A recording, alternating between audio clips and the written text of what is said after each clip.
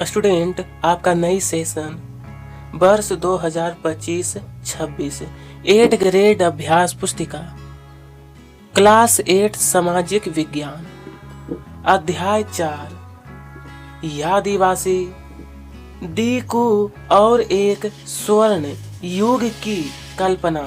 तो are you ready सभी?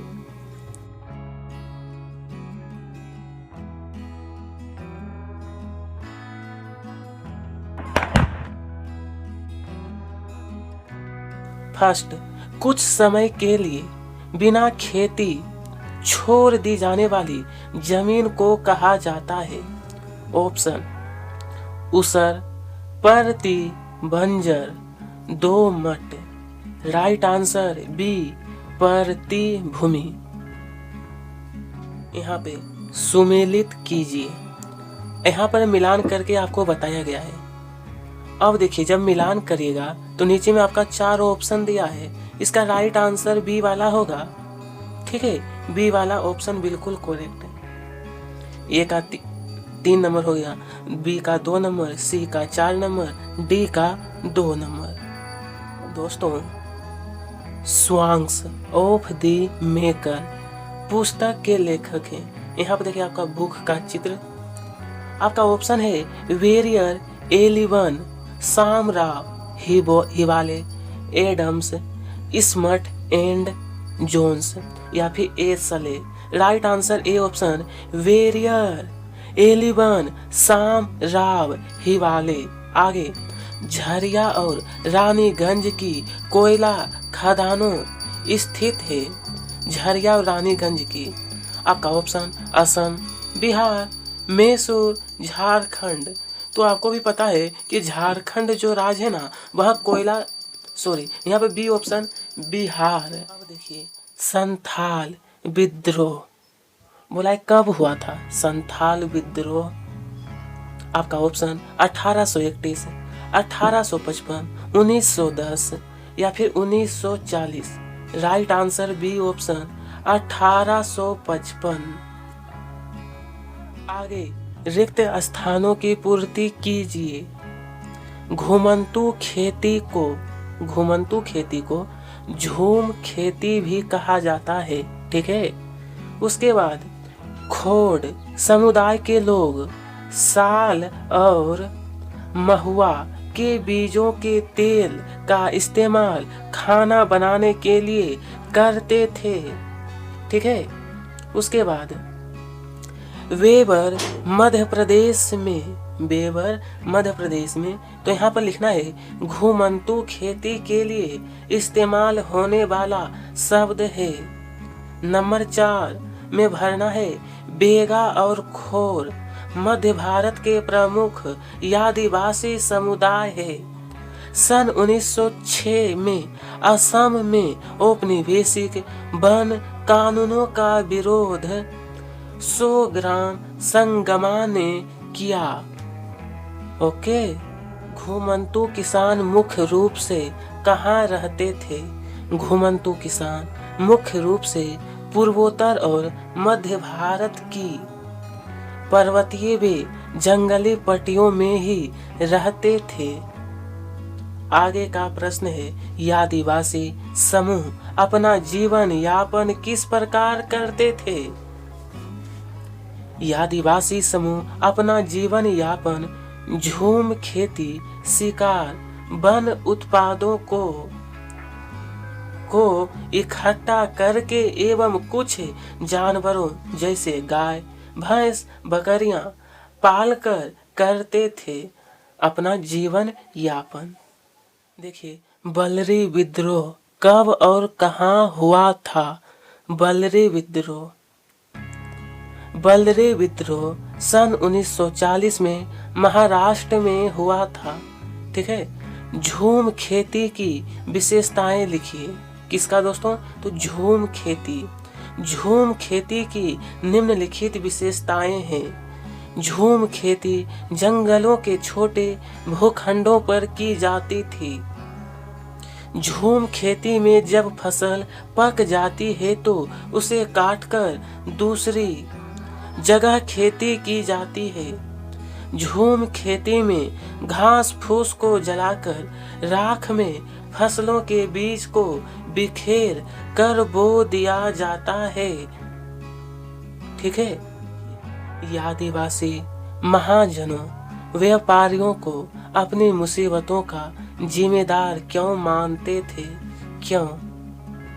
ये आदिवासी महाजनों को ज्यादा ब्याज दरों पर कर्ज देने के कारण वे व्यापारियों के द्वारा भारी कीमतों पर चीजें बेचने के कारण उन्हें अपनी मुसीबतों का जिम्मेदार मानते थे। ठीक है। यहाँ पर है जनजातीय समूह ने बिरसा का समर्थन क्यों किया? जनजातीय समूह ने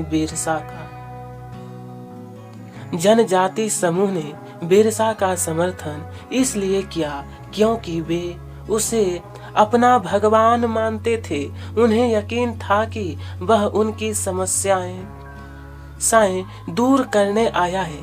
बिरसा ने जनजाति समूहों की दशा और दिशा में बदलाव लाने के लिए महत्वपूर्ण कार्य किया। ठीक है। वन कानूनों का आदिवासी समूहों के जीवन पर क्या प्रभाव पड़ा?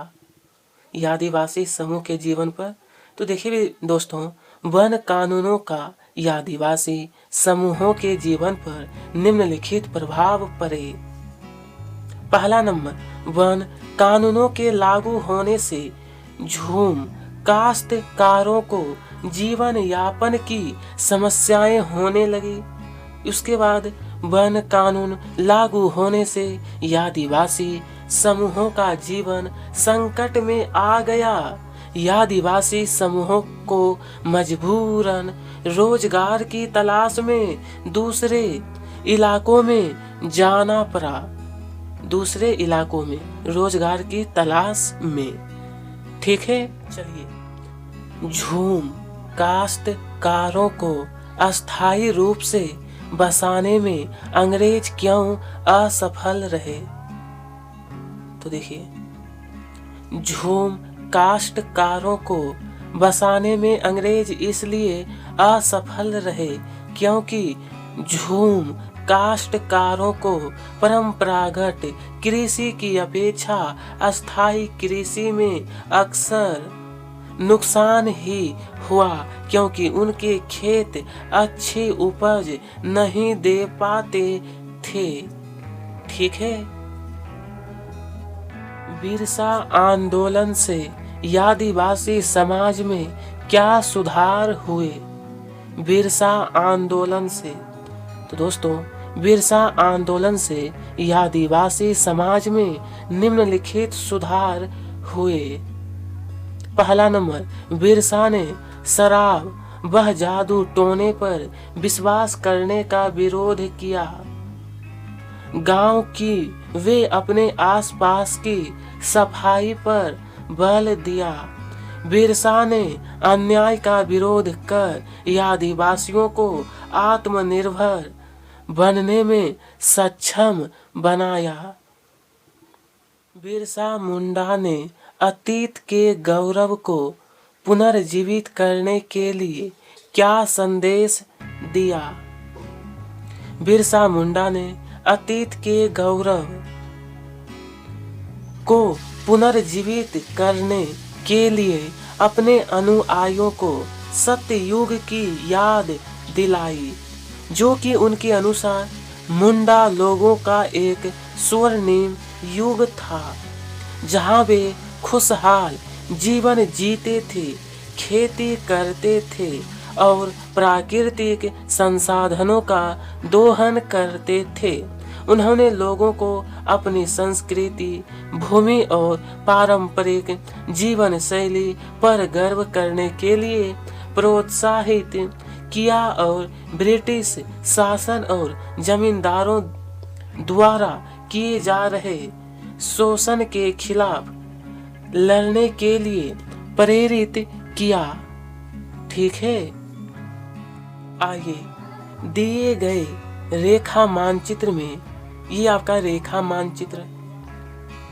क्षेत्र के आधार पर निम्नलिखित आदिवासी समुदायों को चिन्हित करना है। देखिए यहाँ पर भील, बेंगा, गोंड, संथाल, मुंडा, खानसी।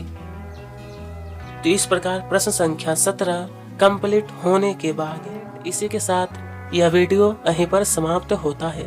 वीडियो पसंद आई हो तो लाइक करिएगा, साथ में सब्सक्राइब और कमेंट कर बताइएगा अगला कौन सा चैप्टर आपको चाहिए। आप सभी को तहे दिल से धन्यवाद।